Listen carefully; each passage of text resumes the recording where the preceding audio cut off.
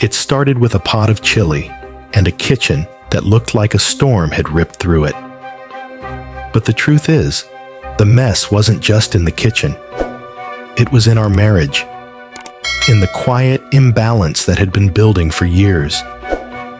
I have always cleaned as I cooked. It's not even something I think about. It's instinct. The rhythm of chopping vegetables, stirring a pot, rinsing a cutting board, wiping the counter. It means that when the meal is done, there's only a few dishes left, maybe a pan or two, and we can actually enjoy the evening.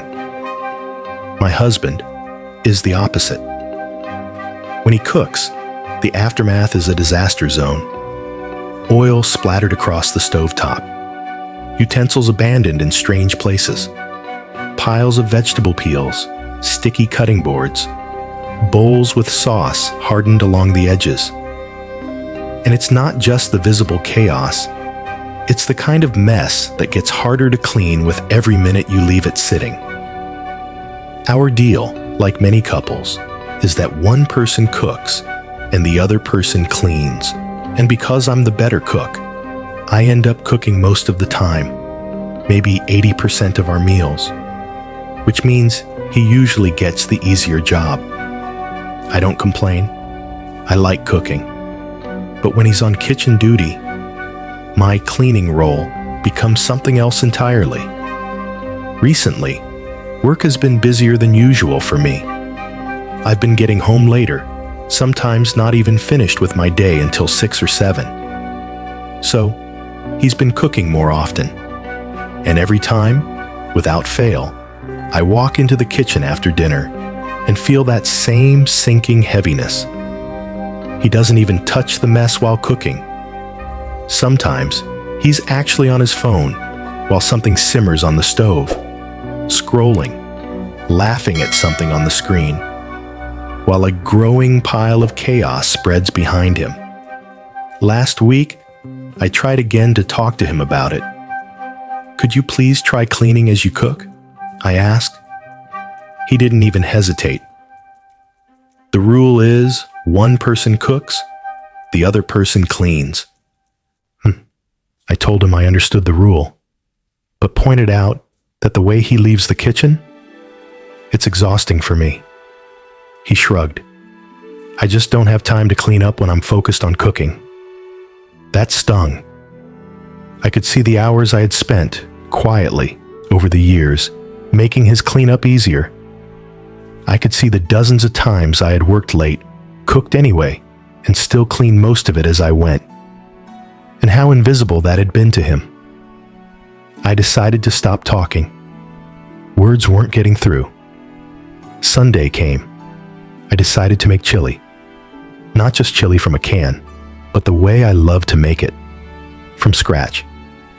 Toasting dried chilies until they release that smoky fragrance, soaking them, seeding them, pulverizing them into a rich paste, cooking dried beans until they were tender, chopping onions and garlic, seeding tomatoes, grinding spices, grating cheese. Every step left behind its own small mess. And this time, I didn't touch it. I didn't rinse a single cutting board. I didn't wipe the counter after chopping. I didn't tuck away the spice jars or sweep up stray bits from the floor. When the chili was done, I served him a bowl, sat down, poured myself a beer, and ate. I felt light, unburdened. Afterward, I got ready for bed. That's when I heard his voice from the kitchen. "What the hell? Why is there such a mess?" I walked in. He was standing in the middle of it all, looking genuinely stunned. I told him I'd been too busy paying attention to the chili to clean as I went. He looked at me like I'd just confessed to a crime. "You're just going to leave this here?" "Yes," I said simply. "I cooked. You clean." His face tightened. He told me he had to be at work earlier than usual the next morning. He said he'd planned to play a game with his friends that night. "Could I please just clean up?" I told him no. This was the rule, right? He cleaned that night, I went to bed. 2 days later, he was still sulking. He told me he'd missed his game, that he didn't get enough sleep, that he was exhausted at work. He accused me of proving a point and called me smug and childish. I told him the truth. Nothing else seemed to get his attention. I'd asked him before. I'd tried to make him see what it's like for me, night after night, cleaning up after someone who doesn't even try to make it easier. And he hadn't listened. The thing is, making chili my way isn't quick. Without a dishwasher, everything has to be washed by hand.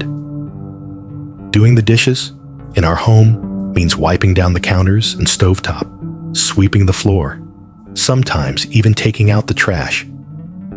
That night, the mess was big, but it was no bigger than the mess he leaves me to deal with regularly. And yet, he was outraged when the tables turned. That's what I keep coming back to. He was fine with the rule when it worked in his favor. But when he had to face the exact same conditions he'd been creating for me, suddenly it was unfair. Suddenly I was petty. I'm left wondering, was I wrong to do it? Was it really childish to stop quietly taking on extra work he didn't even see? Or was it the only way to make him understand? So, am I the asshole? I've been thinking about this one a lot, because on the surface, it's just about dishes, but it's not. This is about the silent, invisible labor in relationships. The unspoken ways one partner ends up carrying more weight, not because the other is incapable, but because the imbalance is so normal to them, they can't even see it. Cleaning as you cook is not magic. It's a choice, a habit, and when one person always makes that choice, it means the other gets an easier deal without even realizing it. That's how resentment grows. Not in the big blow-ups, but in the quiet, repeated moments where one person's time is valued less.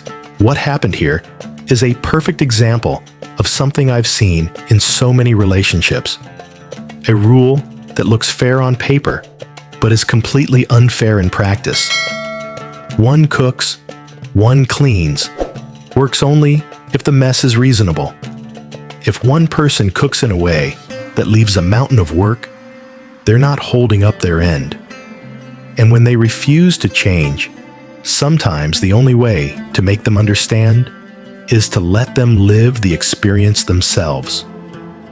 Yes, it was petty, but sometimes pettiness is just a blunt instrument for truth.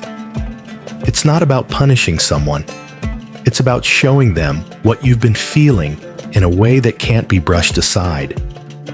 So here's the question for you, listening right now. In your own life, are there places where the rules sound fair, but in reality, they're tilted?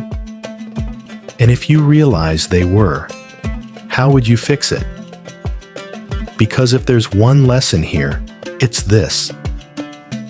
Fairness isn't just about splitting the work. It's about respecting each other enough to see the work the other is doing, even when it's quiet, even when it's invisible, and meeting them there. Not when you're forced to, not when they prove a point, but because you care enough to keep things balanced. So, what would you have done? And what do you think? Was she wrong? Or was this the wake-up call her husband needed?